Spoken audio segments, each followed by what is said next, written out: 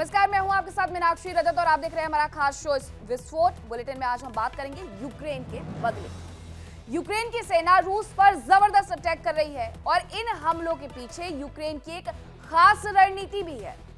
ये सबसे पहली स्टोरी होने वाली है विस्फोट की, क्योंकि रूस भी यूक्रेन पर भीषण हमले कर रहा है, लेकिन इन सब के बीच बातचीत जारी होने का दावा किया जा रहा है।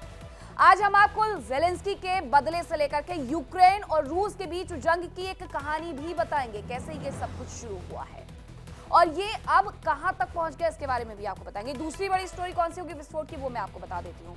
हम बात किम जोंग उन की करेंगे। उत्तर कोरिया के तानाशाह हैं और उत्तर कोरिया लगातार अपनी ताकत बढ़ाते जा रहा है और इस बार उत्तर कोरिया के तानाशाह किम जोंग उन ने जो कदम बढ़ाया है उसकी वजह से कहीं ना कहीं दुनिया टेंशन में आ गई है, क्योंकि वो कब क्या कर दे ये कोई नहीं जानता है। वो तानाशाह होने के साथ साथ सनकी भी हैं, सनकी तानाशाह हैं और इसीलिए दुनिया को डर लगता है कि अब अगला कदम उनका कौन सा होगा।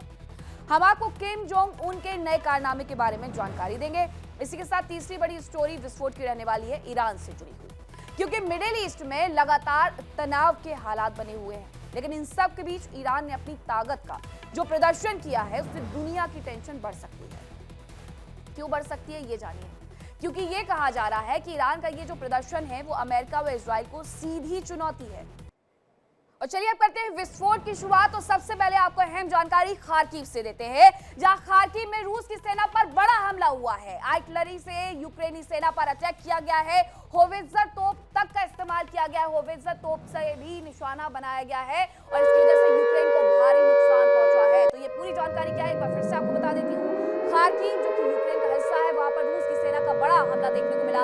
आर्टिलरी से यूक्रेनी सेना पर ये जो बड़ा अटैक किया गया उसमें होवित्जर तोप से भी फायरिंग की गई है और यूक्रेन को इसकी वजह से भारी नुकसान उठाना पड़ा है। उसकी तस्वीरें भी सामने आई हैं। खार्किव है ये, खार्किव में जो रूस की सेना है उसने यूक्रेन के खार्किव को निशाना बनाया, होवित्जर तोपों का इस्तेमाल किया और इस पूरे हिस्से को तबाह करने की कोशिश की है। हालांकि खार्किव को लेकर के रूस का सीधा कहना यह है कि वो खार्किव को अपने हिस्से में मिलाना चाहता है, इसलिए यहाँ पर बार बार निशाने बनाते हुए इस जगह को तबाह करने की कोशिश की जाती है। आप ये जो पूरा नली देख रहे हैं ये होवित्जर तोप की ही नली है और इसका इस्तेमाल होवित्जर तोप का इस्तेमाल किया गया है और ऐसी ही आर्टिलरी का इस्तेमाल किया जा रहा है ताकि ज्यादा से ज्यादा नुकसान पहुंचा सके। लेकिन यूक्रेन को भारी नुकसान होने का जो दावा है वो रूस की तरफ से कर दिया गया है। रूस का कहना है कि हमने खार्किव में निशाना बनाया है, हमारी जो आर्टिलरी थी वो हमने वहां तक पहुंचाई, उसके बाद उसने निशाना बनाया और इसकी वजह से साफ तौर पर यूक्रेन को भारी नुकसान उठाना पड़ा है। होवित्जर तोप की तस्वीरें भी हम आपको दिखा रहे हैं कि जो तोप है उसका इस्तेमाल यहाँ पर किया गया है और इसी के साथ भारी नुकसान का जो दावा है वो यूक्रेन की तरफ से किया जा रहा है कि उसे हुआ है। हालांकि रूस भी ये दावा कर रहा है कि उसे भारी नुकसान पहुंचा है। अब ऐसे में ये युद्ध बार बार सिर्फ और सिर्फ आगे बढ़ते हुए नजर आ रहा है। ऐसा बिल्कुल नहीं लग रहा है कि ये युद्ध अभी भी थमने वाला है। इस बीच एक और जानकारी है कि इटली की सुरक्षा और ज्यादा मजबूत कर दी गई है। अब क्यों मजबूत की गई है? इटली की सुरक्षा इसलिए मजबूत की गई है क्योंकि स्काईनेक्स एयर डिफेंस जो सिस्टम है उसकी तैनाती कर दी गई है और शॉर्ट रेंज एयर डिफेंस और काउंटर ड्रोन क्षमता से ये लैस है। इसकी तैनाती इसलिए की गई है क्योंकि यूरोप को भी बार बार ये डर सता रहा है कि उसकी तरफ कभी भी रूस रुख कर सकता है और ये कहा भी गया था रूस की तरफ से कि अगर यूरोप हमसे लड़ना चाहता है तो हम भी उसके लिए तैयार हैं। ऐसे में यूरोप के जितने भी तमाम देश हैं वो अपनी सुरक्षा व्यवस्था को कड़ा करने में लग गए हैं। उसी के तहत ये जानकारी मिली है कि एयर डिफेंस सिस्टम जो है वो इटली की तरफ से तैनात कर दिया गया है कि अगर किसी भी तरीके से हमें निशाना बनाया जाता है तो हम पूरी तरीके से तैयार हैं, हम अपने आप को संभाल लेंगे। एक जानकारी ये भी है कि बेलारूस में रूस ने अपनी हाइपरसोनिक मिसाइलों को तैनात किया है और यही वजह है कि उसके आसपास के जितने देश हैं अब उन्हें ये डर सताने लगा है कि कहीं उन्हें निशाना ना बना लिया जाए। इसीलिए तमाम देश अपने लिए एयर डिफेंस सिस्टम लगाते हुए नजर आ रहे हैं। अब तस्वीरें जो सामने आई हैं वो इटली से सामने आई हैं। दो स्टोरी है। पहली स्टोरी ये है कि जिस तरीके से रूस बार बार खार्किव को निशाना बना रहा है तो इस बार उसकी तरफ से होवित्जर तोपों का इस्तेमाल करके खार्किव में एक बड़ा नुकसान का दावा किया गया है। दूसरी जानकारी ये है कि इटली ने अपनी सुरक्षा घेरे को बढ़ा दिया है और इसके लिए उसने स्काईनेक्स एयर डिफेंस सिस्टम को पूरी तरीके से वहां पर स्थापित कर दिया है। शॉर्ट रेंज एयर डिफेंस और काउंटर ड्रोन क्षमता से ये लैस है। अगर मैं बात करूं पिछले करीब 4 साल की, तो रूस और यूक्रेन की जो जंग है वो चलते जा रही है और इसमें रूस भीषण हमले कर रहा है तो वहीं अब ज़ेलेंस्की भी बदला ले रहे हैं और यूक्रेन के पार से रूस के कई इलाके दहला भी रहे हैं। कौन कौन से इलाके हैं जो उन्होंने दहला दिए हैं, इस रिपोर्ट में देखिए।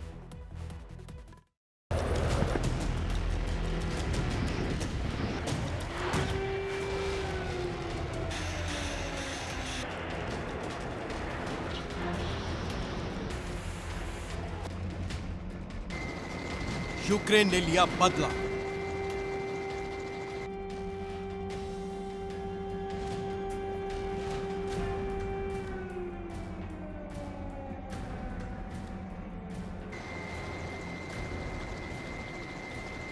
धमाकों से रूस दहला।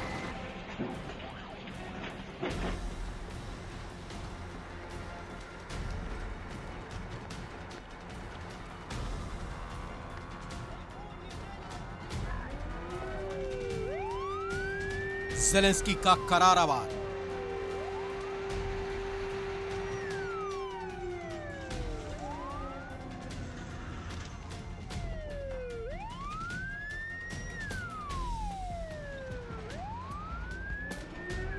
रूस के हमले दिन ब दिन भीषण होते जा रहे हैं।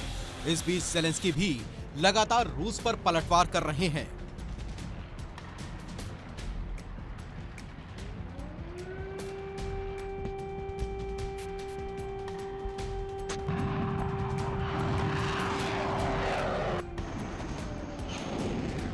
रूस के हमलों के जवाब में ज़ेलेंस्की की रणनीति है कि रूस पर भी और भीषण हमले किए जाएं ताकि पुतिन को डराया जा सके, उन्हें एहसास कराया जा सके कि अब रूस भी पूरी तरह महफूज नहीं है।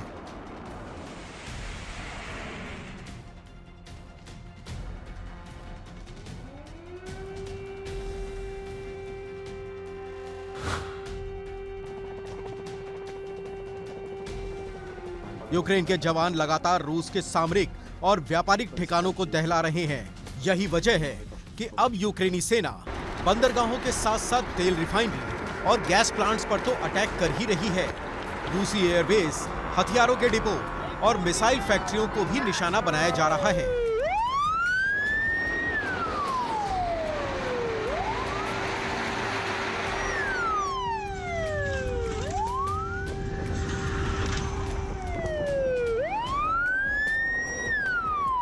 यूक्रेन की रणनीति है कि पुतिन को ज्यादा से ज्यादा आर्थिक नुकसान पहुंचाया जाए ताकि वो समझौते के लिए राजी हो जाएं, और इसी रणनीति के तहत भीषण हमले किए जा रहे हैं। सबसे बड़ी बात यह है कि यूक्रेन ने बीते कुछ वक्त से मिसाइलों के हमले और तेज कर दिए हैं। बताया जा रहा है कि यूक्रेन ने रूस की नोवोशाख्तिंस्क ऑयल रिफाइनरी पर जबरदस्त अटैक किया, जिससे रिफाइनरी के एक बड़े हिस्से में आग लग गई। यूक्रेन ने रिफाइनरी पर स्टॉर्म शैडो मिसाइल से हमला किया।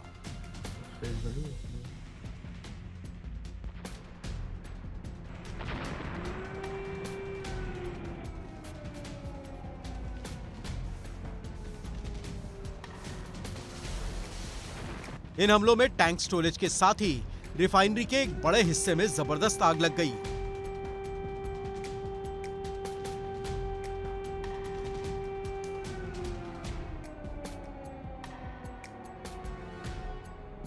नोवोशाख्तिंस्क रिफाइनरी रूस के लिए बहुत महत्वपूर्ण है।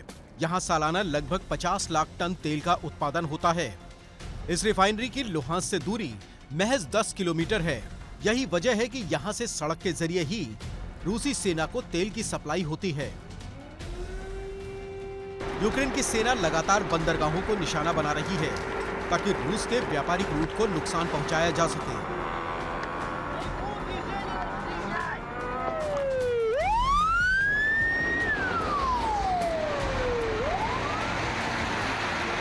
ज़ेलेंस्की के जवानों ने क्रास्नोदर क्राई के तिमरयुक पोर्ट पर जबरदस्त अटैक किया। यहां 2 ऑयल टैंकरों में आग लग गई।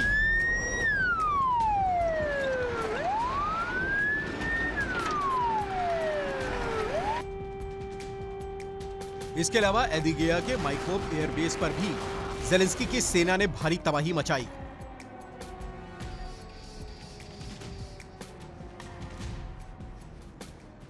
यूक्रेन की सेना लगातार क्रीमिया पर हमले कर रही है। क्रीमिया के बेलबेक एयरबेस पर जबरदस्त अटैक किया गया। बताया जा रहा है कि यहां एक रडार और एक कम्युनिकेशन सिस्टम पूरी तरह से तबाह हो गया।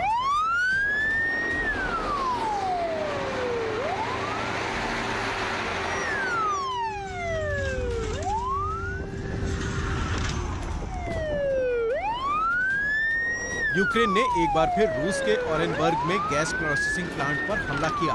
बताया जा रहा है कि यहां कुछ दिन पहले ही जो हमला हुआ था उससे प्लांट में भीषण आग लग गई थी, और अब ज़ेलेंस्की की सेना के ड्रोन अटैक से प्लांट में लगी आग और भड़क गई।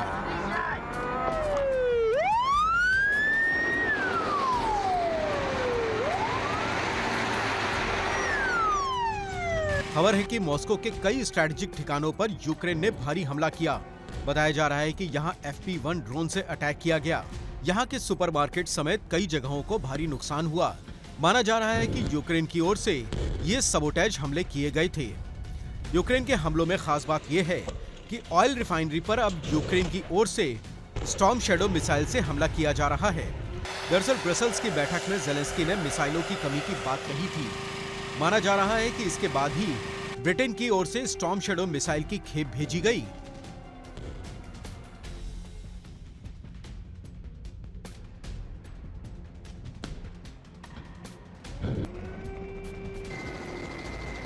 जिसके बाद अब यूक्रेन ने मिसाइल हमले तेज कर दिए हैं। ज़ेलेंस्की रूस के अंदरूनी ठिकानों पर तो हमलावर हैं ही, फ्रंटलाइन पर भी जबरदस्त हमले किए जा रहे हैं। बताया जा रहा है कि कुपियांस में यूक्रेन ने जबरदस्त हमले किए। यहां यूक्रेन के हमलों की वजह से रूस को पीछे हटना पड़ा। दावा किया जा रहा है कि यहां रूस के कुछ ही जवान बचे हैं और यूक्रेन ने उनकी जमीनी रूट से सप्लाई काट दी है, जिससे अब वो केवल हवाई मार्ग से किए जाने वाली सप्लाई लाइन पर ही निर्भर हैं। इसके अलावा यूक्रेन ने पोक्रोवस्क में भी जबरदस्त अटैक किए। दावा किया जा रहा है कि यहां यूक्रेन ने 3 इलाके वापस ले लिए। यहां रूस के कई वाहनों को भी तबाह कर दिया गया। खार्किव में भी यूक्रेन ने भारी हमले किए। यहां रूस के कई ठिकानों को तबाह करने का दावा किया जा रहा है। इसके अलावा सूमी में भी रूस के आर्टिलरी सिस्टम को भारी नुकसान उठाना पड़ा।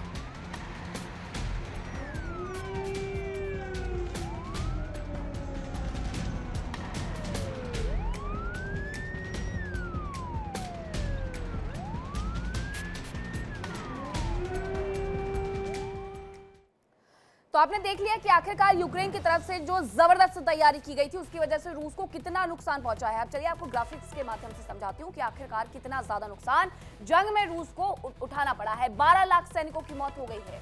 सबसे ज्यादा सैनिक हुआ करते थे, लेकिन 12 लाख सैनिकों को जान गंवानी पड़ी है रूस यूक्रेन के पिछले 4 साल से चल रहे युद्ध के दौरान। 11,456 टैंक पूरी तरीके से तबाह हो गए हैं। ये यूक्रेन ने तबाह किए हैं, रूस में थे ये। इसके अलावा जो बख्तरबंद गाड़ियां हैं 23,804 वो भी पूरी तरीके से तबाह हो गई हैं। बहुत ज्यादा संख्या हुआ करती थी, लेकिन अब उसमें से 28,000 से ज्यादा जो बख्तरबंद वाहन है उन्हें भी कहीं ना कहीं खत्म किया गया है। 35,509 तोपों को नुकसान भी इस युद्ध के दौरान पहुंचाया गया है और रूस को यह सबसे बड़ा नुकसान इसमें झेलना पड़ा है। 1,264 एयर डिफेंस सिस्टम गंवाए हैं रूस ने। रूस को लेकर के ये कहा जाता है कि उनके पास शक्तिशाली एयर डिफेंस सिस्टम है। S-400, 300, S-500 की बात भी हम निकल करके सामने आ रही है, लेकिन उसे इतने सारे एयर डिफेंस सिस्टम गंवाने पड़े हैं। 71,454 सैन्य वाहन पूरे तरीके से बर्बाद हो गए हैं। यानी कि ऐसा नहीं है कि इस युद्ध में सिर्फ बर्बादी यूक्रेन को झेलनी पड़ रही है, बल्कि यूक्रेन की जो तैयारियां हैं उसके सामने रूस को भी कहीं ना कहीं ये अपनी वाहन गंवाने पड़ रहे हैं, एयर डिफेंस सिस्टम गंवाने पड़ रहे हैं, तोपें गंवाने पड़ रही हैं और एक बड़ा नुकसान उठाना पड़ रहा है। और यूक्रेन तो इसी लिहाज से आगे बढ़ रहा है कि जितना ज्यादा नुकसान कर सकते हैं, जितना ज्यादा उनकी आर्थिकी को तोड़ सकते हैं, उतना ही वो इस युद्ध को और ज्यादा आगे लेकर के जा पाएंगे। क्योंकि यूक्रेन के साथ ऐसे बहुत सारे देश खड़े हुए हैं जो कि उनकी मदद कर रहे हैं, उन्हें हथियार मुहैया करवा रहे हैं। अमेरिका हो या फिर उसके अलावा यूरोप हो, बार बार उनकी तरफ से हथियार उपलब्ध करवाए जा रहे हैं। अब आपने ये समझ लिया कि यूक्रेन ने कितना नुकसान रूस का पहुंचाया है, तो अब आपको ये बताती हूं कि यूक्रेन पर हमले के लिए रूस आखिरकार कौन सी रणनीति अपना रहा है और उसका क्या परिणाम है।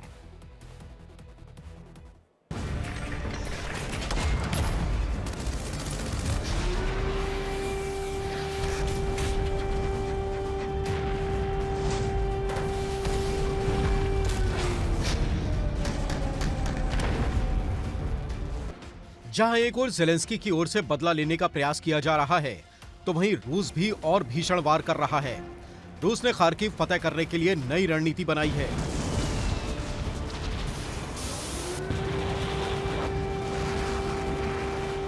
रूस की सेना लगातार आसमान में निगरानी कर रही है, साथ ही यूक्रेन के आसमानी कवच को भी नष्ट किया जा रहा है।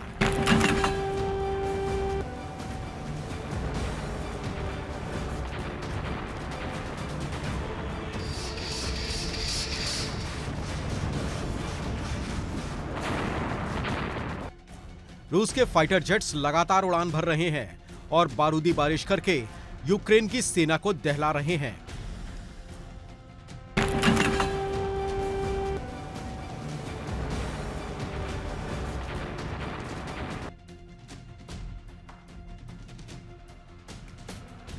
रूस की सेना लगातार कोऑर्डिनेटेड हमले कर रही है।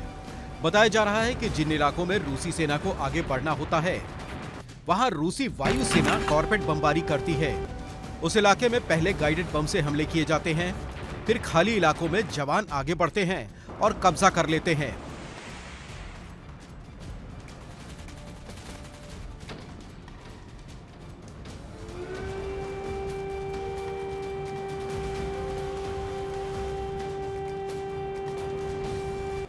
रूस की सेना लगातार ओडेसा से लेकर ज़ैपोरिज़िया तक ताबड़तोड़ हमले कर रही है।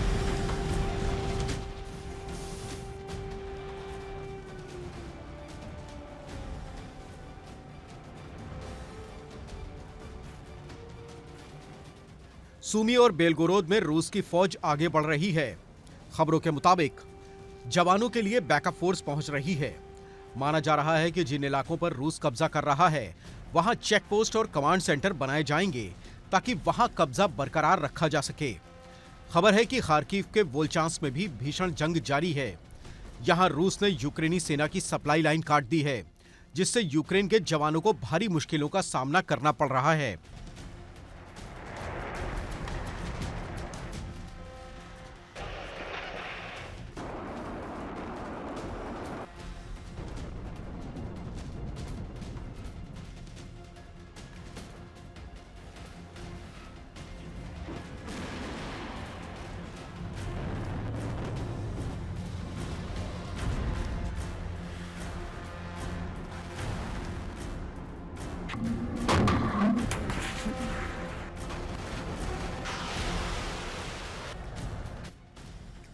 बताया जा रहा है कि रूसी सेना ने गाइडेड बम से हमले तेज कर दिए हैं।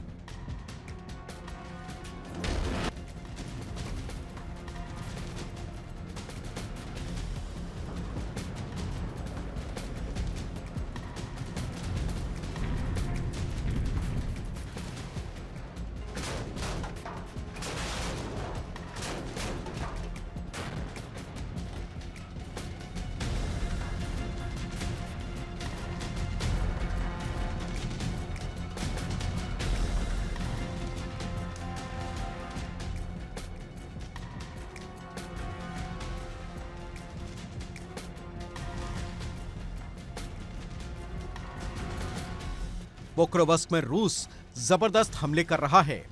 यहां के बेलित्स्की से जबरदस्त तबाही की तस्वीरें सामने आई हैं। यहां शहर खंडहर बन चुका है। रूस ने खेरसॉन में बहुत भीषण अटैक किया। बताया जा रहा है कि यहां सुपरमार्केट को निशाना बनाया गया, जिसमें खरीदारी करने के लिए जुटे लोगों को भारी नुकसान हुआ।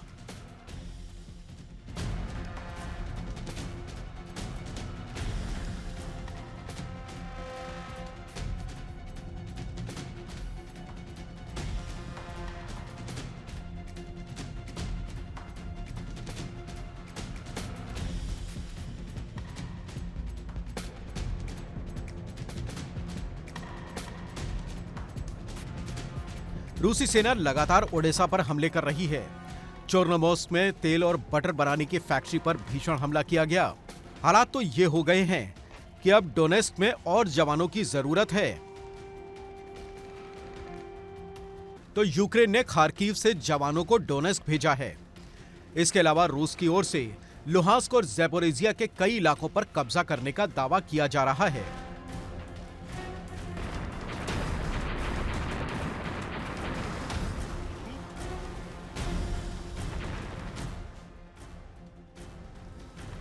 साथ ही निप्रोपेट्रोवस्क के 5 गांवों पर भी रूसी सेना के कब्जे की बात कही जा रही है।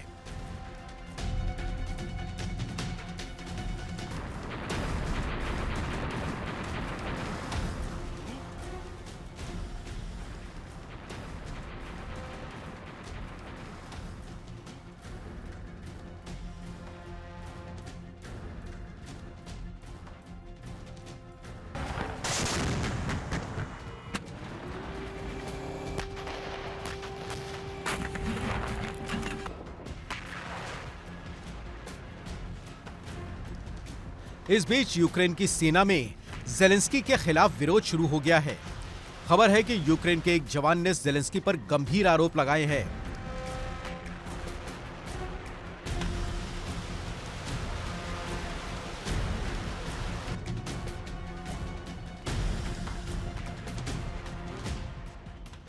यूक्रेनी सरकार पर बॉर्डर की सुरक्षा में लापरवाही बरतने का आरोप लगाया गया है।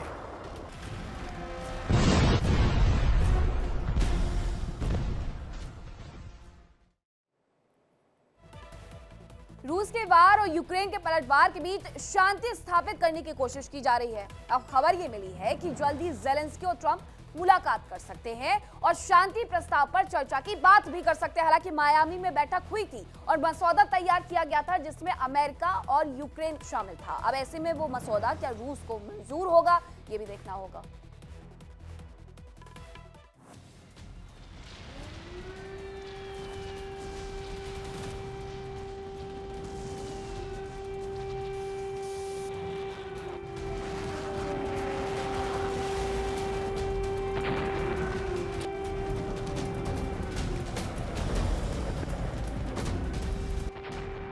जंग में जारी तबाही के बीच बातचीत की कोशिशें भी जारी हैं।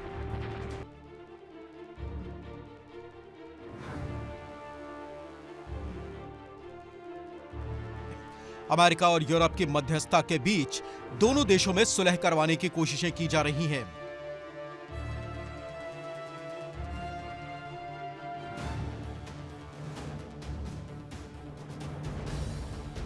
ज़ेलेंस्की ने यूरोपीय देशों के साथ मिलकर एक पीस प्लान तैयार किया है।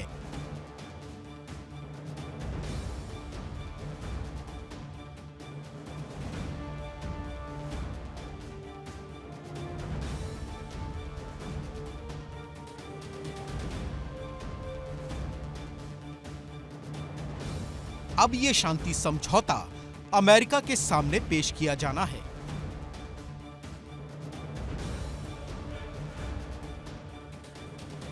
बताया जा रहा है कि ज़ेलेंस्की और ट्रंप के बीच जल्द ही मुलाकात होने जा रही है। इस दौरान ज़ेलेंस्की ट्रंप के सामने समझौते का मसौदा पेश कर सकते हैं ताकि उनकी मंजूरी मिल जाए।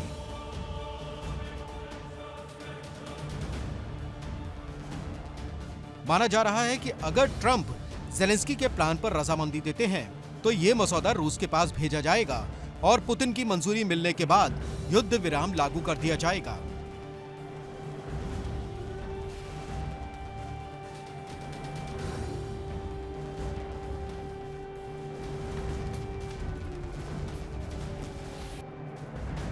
हालांकि अभी तक ये साफ नहीं हो पाया है कि रूस और यूक्रेन के बीच जिन मुद्दों को लेकर विवाद है उस पर समझौते में क्या फैसला किया गया है।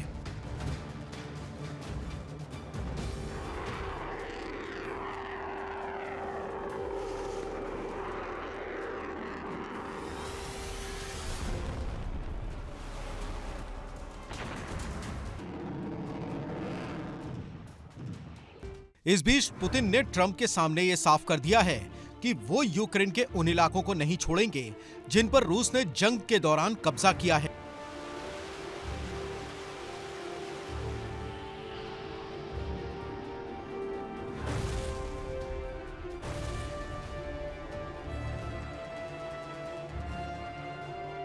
उधर ज़ेलेंस्की भी कोई इलाका रूस को सौंपने को तैयार नहीं है।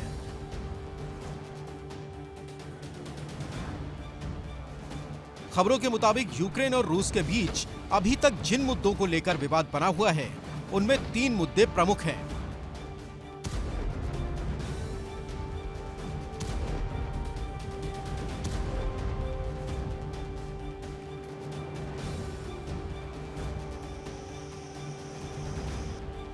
रूस की फ्रीज संपत्ति। एक अनुमान के मुताबिक जंग शुरू होने के बाद ही यूरोपीय देशों ने रूस पर जो प्रतिबंध लगाए उससे रूस की करीब 353 अरब डॉलर की संपत्ति फंस गई।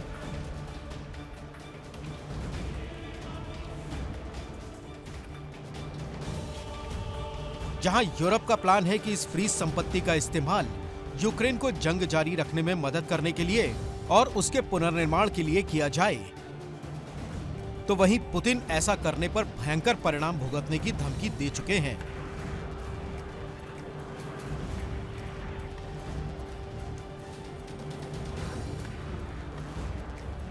डॉनबास। रूस डॉनबास के एक बड़े हिस्से पर कब्जा करने का दावा कर रहा है और अपना कब्जा बरकरार रखना चाहता है, जबकि यूक्रेन उसे डॉनबास देने को राजी नहीं है।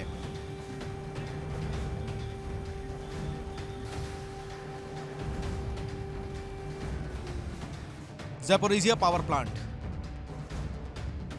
रूस और यूक्रेन के बीच ज़ैपोरिज़िया न्यूक्लियर पावर प्लांट पर कब्जे को लेकर भी सहमति नहीं बन पा रही है। खबर है कि ज़ेलेंस्की इस प्लांट पर कब्जे को अमेरिका के साथ शेयर करने को तैयार हैं, वहीं रूस इस पर राजी नहीं है।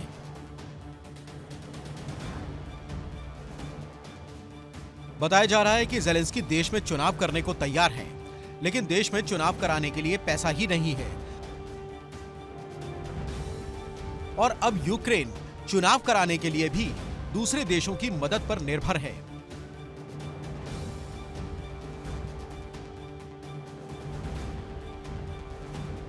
फिलहाल ट्रंप शांति प्रस्ताव को लेकर ज़ेलेंस्की से मुलाकात तो कर सकते हैं, लेकिन खबर यह है कि ट्रंप में ज़ेलेंस्की के प्रति नाराजगी है, जबकि समझौता नहीं हो पाने की वजह से वो यूरोप से भी नाराज हैं। और इस बीच अमेरिका और रूस करीब आते जा रहे हैं। फिलहाल सिर्फ इतना कह सकते हैं कि ये शांति समझौता सभी पक्षों को पसंद आ जाए और ये जंग थम जाए। हालांकि इसकी उम्मीदें कम ही नजर आ रही हैं।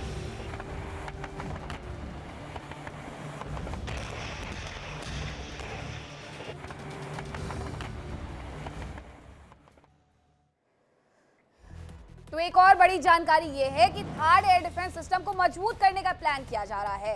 एयर डिफेंस सिस्टम पर और ज्यादा खर्च अमेरिका कर सकता है। इसके लिए बाकायदा नए इंटरसेप्टर्स आधुनिकीकरण पर जोर भी दिया जा रहा है। तो ये जानकारी अमेरिका से जुड़ी हुई आपको बता रहे हैं, जहां थर्ड एयर डिफेंस सिस्टम को और ज्यादा मजबूत करने के लिए अमेरिका और ज्यादा खर्च कर सकता है, नए इंटरसेप्टर्स लगा सकता है और साथ ही उसके आधुनिकीकरण पर भी काम कर सकता है। थर्ड एयर डिफेंस सिस्टम हालांकि ये उन्नत किस्म का माना जाता है एयर डिफेंस सिस्टम, और इसके बारे में ये कहा जाता है कि इससे भेद पाना नामुमकिन होता है, लेकिन अब इसे और ज्यादा उन्नत बनाने की तरफ अमेरिका कदम बढ़ाना चाहता है कि इसमें इंटरसेप्टर भी लगाए और इसके साथ साथ जो आधुनिकीकरण है इसका वो किया जा सके। इंटरसेप्टर इसमें अभी भी मौजूद है, लेकिन उन्नत किस्म के इंटरसेप्टर अमेरिका चाहता है कि थर्ड एयर डिफेंस सिस्टम में लगा दिए जाए, ताकि कभी भी अगर उसे आवश्यकता पड़े तो कोई भी उसके किले में सेंध ना लगा पाए, उसे बिल्कुल भी भेद ना पाए। यही उसकी तैयारी है और इसीलिए वो थर्ड एयर डिफेंस सिस्टम को और मजबूत करने की तरफ अपने कदम बढ़ाते हुए नजर आ रहा है।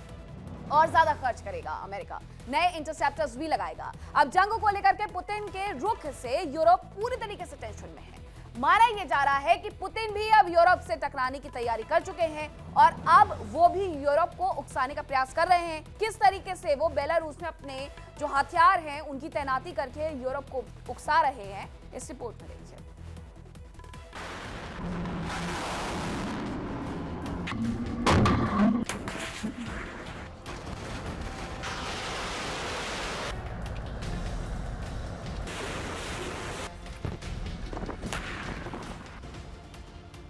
जहां एक और बातचीत की कोशिशें जारी हैं, तो वहीं यूरोप लगातार युद्ध की आशंका से जूझ रहा है।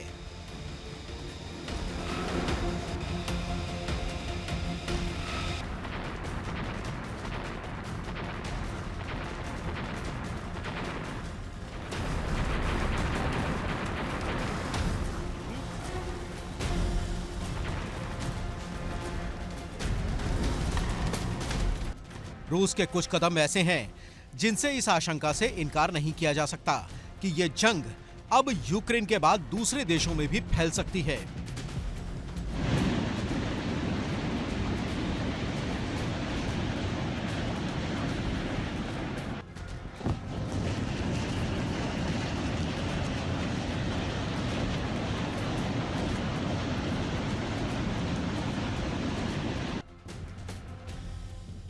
रूस के बॉम्बर ब्रिटेन के करीब पहुंच गए, जबकि ब्रिटेन के करीब ही रूस की एक न्यूक्लियर सबमरीन भी पहुंच गई।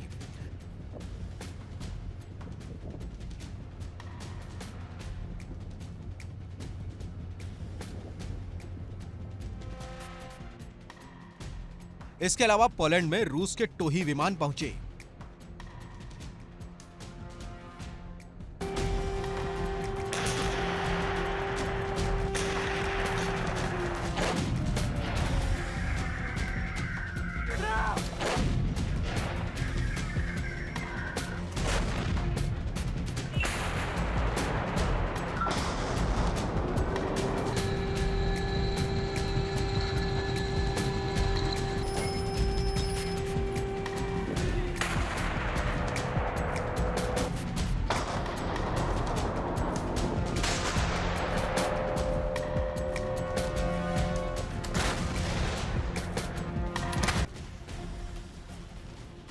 रूस लगातार यूरोपीय देशों को उकसा रहा है। इसके पहले चरण में रूस ने ड्रोन से सर्विलांस किया। खबर है कि करीब 15 देशों में ड्रोन से घुसपैठ की गई।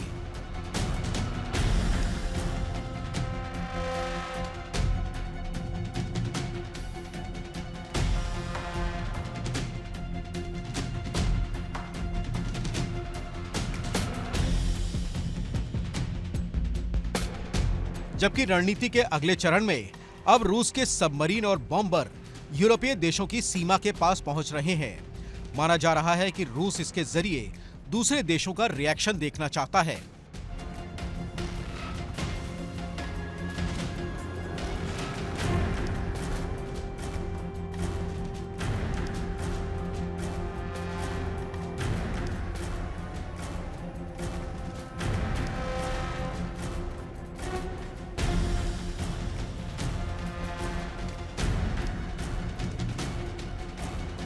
खबरों के मुताबिक रूस का पहला टारगेट पोलैंड हो सकता है, क्योंकि यहां से होकर ही यूक्रेन को हथियारों की सप्लाई की जाती है। यानी पोलैंड पर हमला करके रूस यूक्रेन की सप्लाई लाइन काटना चाह रहा है, ताकि यूक्रेन में हथियारों की कमी हो जाए और वो घुटनों पर आ जाए।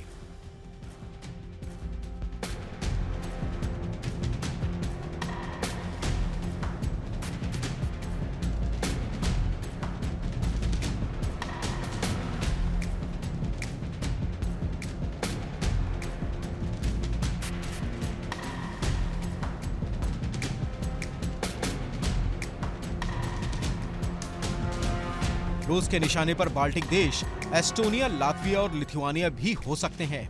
इसके अलावा जर्मनी और डेनमार्क भी रूस के निशाने पर आ सकते हैं।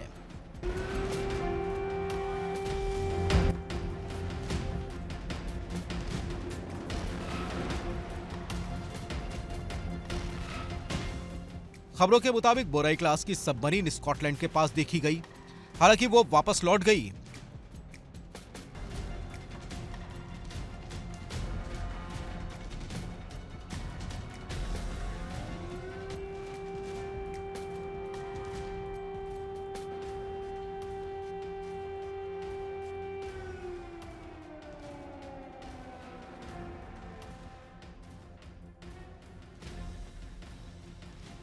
उधर खबर है कि रूस ने जर्मनी जाने वाले अपने लोगों को वीजा नहीं लेने को कहा है। यानी अब जर्मनी के साथ भी जंग के बादल छा सकते हैं।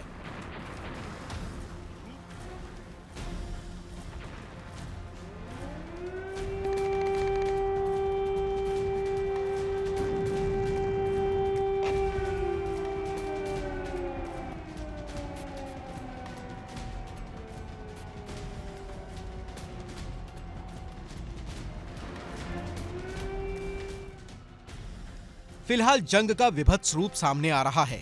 माना जा रहा है कि ये जंग अब और भी भीषण होगी और बातचीत के नतीजे तो अब तक सिफर ही रहे।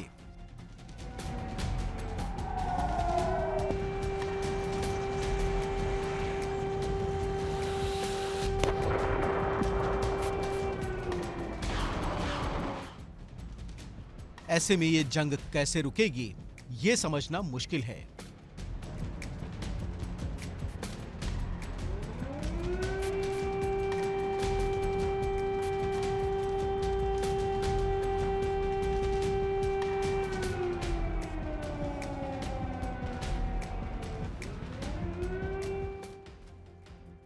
Bureau report, India daily.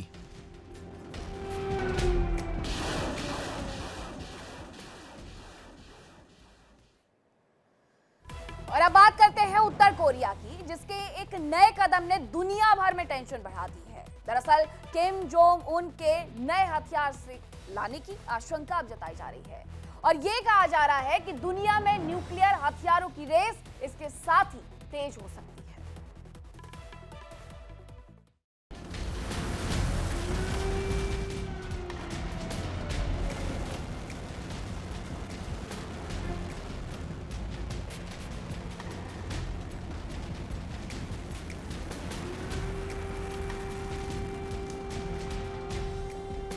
Kim Jong का बड़ा कदम।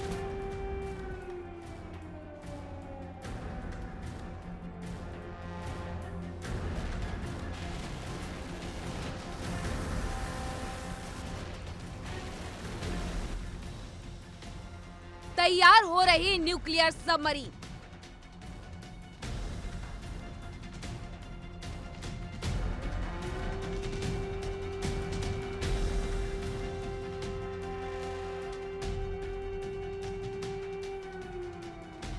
तेज होगी न्यूक्लियर रेस।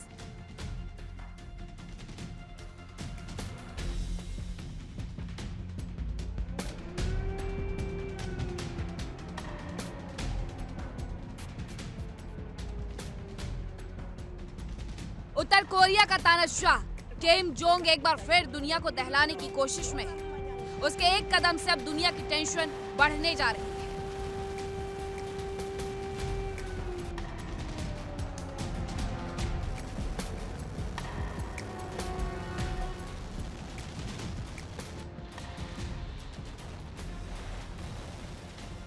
उत्तर कोरिया के इस कदम से दुनिया में न्यूक्लियर हथियारों की रेस अब और भी तेज हो सकती है।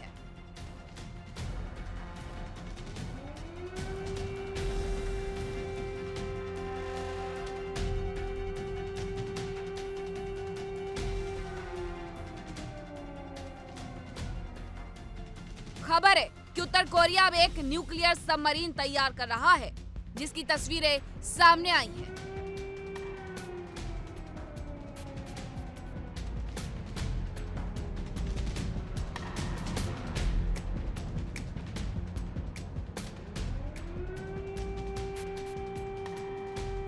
बताया जा रहा है कि उत्तर कोरिया ने पहली बार परमाणु ऊर्जा से चलने वाली पनडुब्बी के निर्माण की जानकारी दी। खबर है कि किम जोंग उन ने पोंगडे शिपयार्ड का दौरा किया।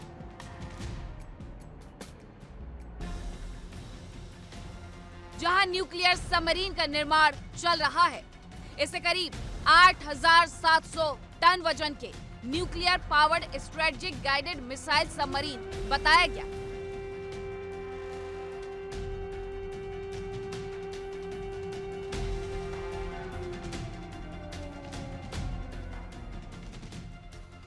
विशेषज्ञों के मुताबिक तस्वीरों में पनडुब्बी का प्रेशर हल लगभग तैयार दिखाई देता है। इसे विश्लेषक बैलिस्टिक मिसाइल पनडुब्बी जैसा मान रहे हैं। माना जा रहा है कि इसमें अत्यधिक संवर्धित यूरेनियम का इस्तेमाल किया जा सकता है, जिससे इसके रिएक्टर को लंबे समय तक दोबारा ईंधन भरने की जरूरत नहीं पड़ेगी। तो तानाशाह किम जोंग उन की तरफ से एक ऐसी पनडुब्बी तैयार की जा रही है जिसकी वजह से कहीं ना कहीं दुनिया भर की निगाहें एक बार फिर से उत्तर कोरिया पर जाकर के टिक गई हैं। हालांकि ये पहली बार नहीं हुआ है। आपको अब मैं उन जखीरों के बारे में बताती हूं जो कि किम जोंग के पास मौजूद है और जो अमेरिका तक की टेंशन दे रहे हैं, क्योंकि इनकी जो क्षमता है वो 3-3 हजार किलोमीटर दूर तक है, जो अमेरिका के कई शहरों को पूरी तरीके से तबाह करने की शक्ति रखते हैं।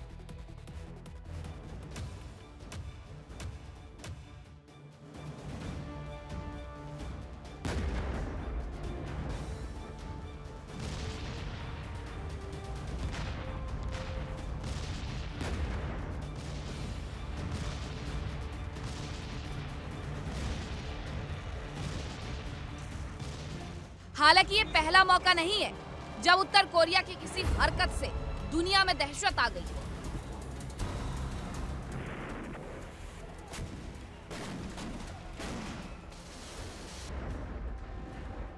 अब आइए आपको किम जोंग के परमाणु जखीरे के बारे में बताते हैं।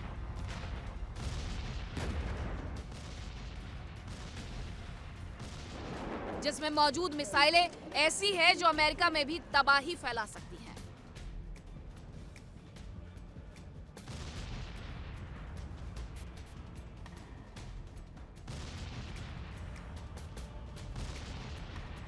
इन तीनों लॉन्ग रेंज मिसाइलों के नाम हैं हॉसोंग 9, हॉसोंग 10, हॉसोंग 14। ये मिसाइलें एक झटके में अमेरिका के 48 शहरों पर निशाना साध सकती हैं।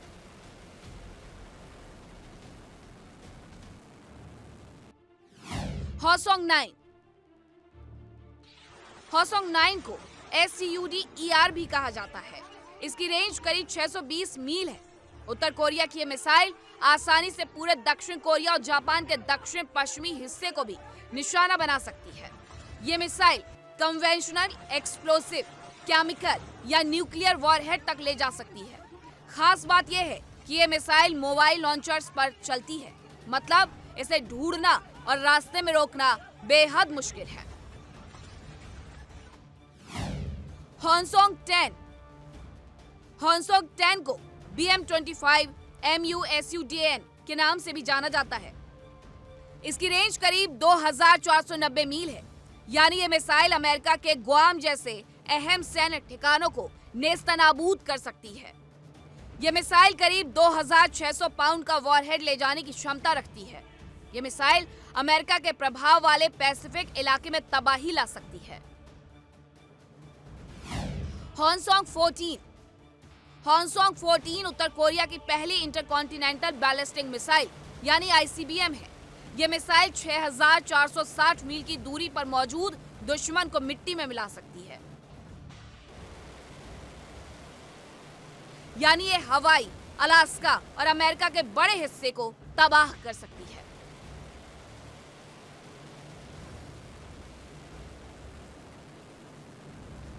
इससे पहले जानकारी मिली थी कि किम जोंग किसी भी समय दुनिया को एक और परमाणु परीक्षण से दहला सकता है। इसके लिए उत्तर कोरिया के वैज्ञानिकों ने तैयारी कर ली है। सेना ने भी सभी संसाधन जुटा लिए हैं। केवल किम जोंग उनकी मंजूरी का इंतजार है। खबरों के अनुसार किम के पास करीब 50 परमाणु हथियार मौजूद हैं।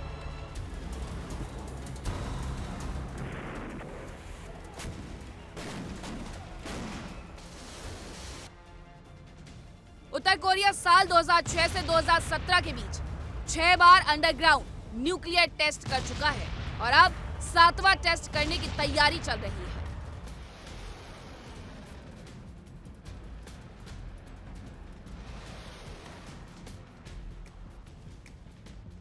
बताया जा रहा है कि यह टेस्ट पुंगेरी इलाके में किया जा सकता है।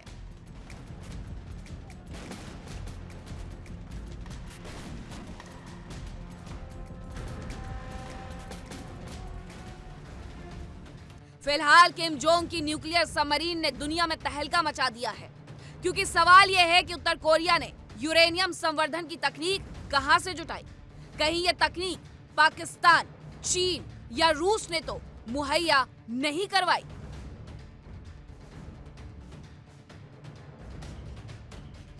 Bureau report, India daily.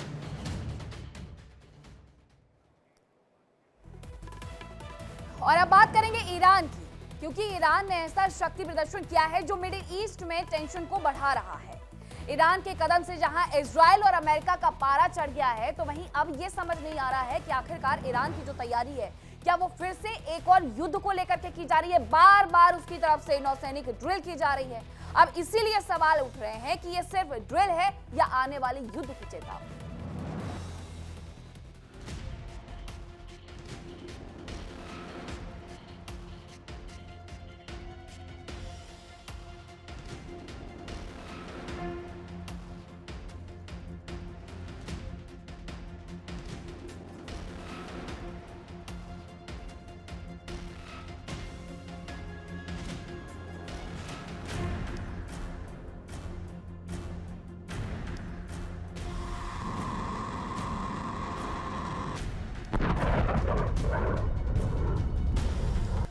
Middle east में एक बार फिर तनाव चरम पर है।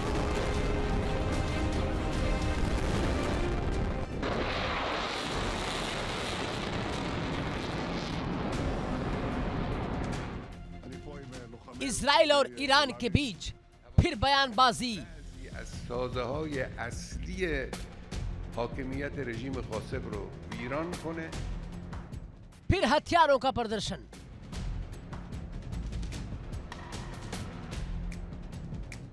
फिर जंग की आहट।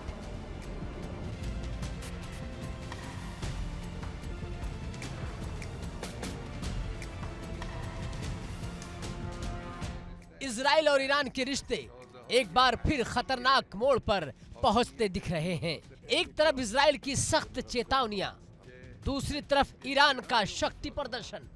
ईरान ने हाल ही में मिसाइल ड्रिल और सैन्य तैयारियों के संकेत देकर साफ संदेश दिया है कि दबाव में झुकने का सवाल ही नहीं पैदा होता।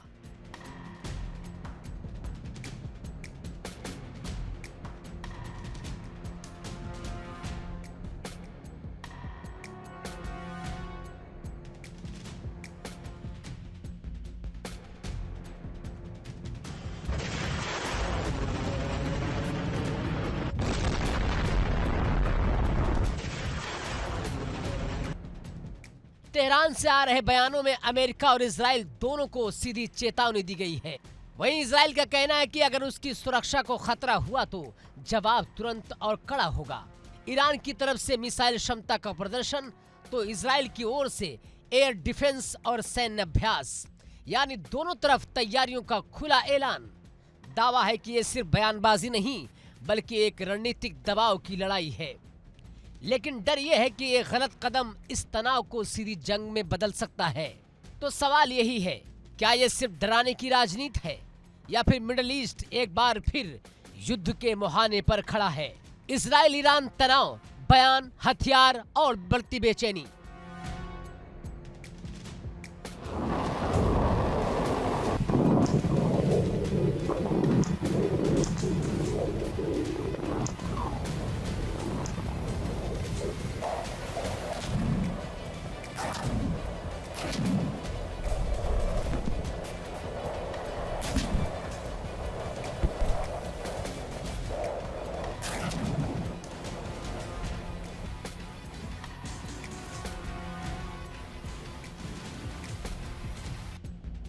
ईरानी परमाणु ठिकानों पर स्ट्राइक के बाद तेहरान का तेवर और तीखा हो गया है। Supreme leader Ayatollah Ali Khamenei लगातार अमेरिका और इजराइल को कड़े संदेश दे रहे हैं। ईरान साफ दिखाना चाहता है कि वो दबाव में झुकने वाला नहीं है। ईरान ने अब अपनी रणनीति में तेजी से बदलाव किया है। हवाई ताकत में इजराइल और अमेरिका से पीछे माने जाने वाला ईरान अब तेजी से अपनी सैन्य शक्ति को बढ़ा रहा है। गुप्त सूत्रों के हवाले से दावा किया जा रहा है कि ईरान के पास अब मजबूत एयर डिफेंस सिस्टम और रूसी फाइटर जेट भी मौजूद है।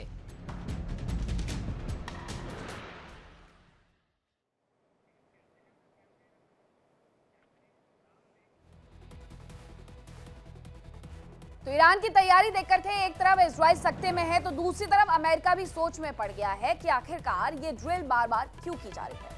बहरहाल विस्फोट में आज के लिए इतना ही। कल फिर होगी मुलाकात कुछ नई खबरों के साथ। फिलहाल रुक रहे हैं एक छोटे से ब्रेक के लिए, लेकिन आप कहीं मत जाइएगा क्योंकि इंडिया डेली अब आपके स्मार्ट टीवी पर भी मौजूद है। इंडिया डेली 24/7 अब इन सभी प्लेटफॉर्म पर लाइव देखिए।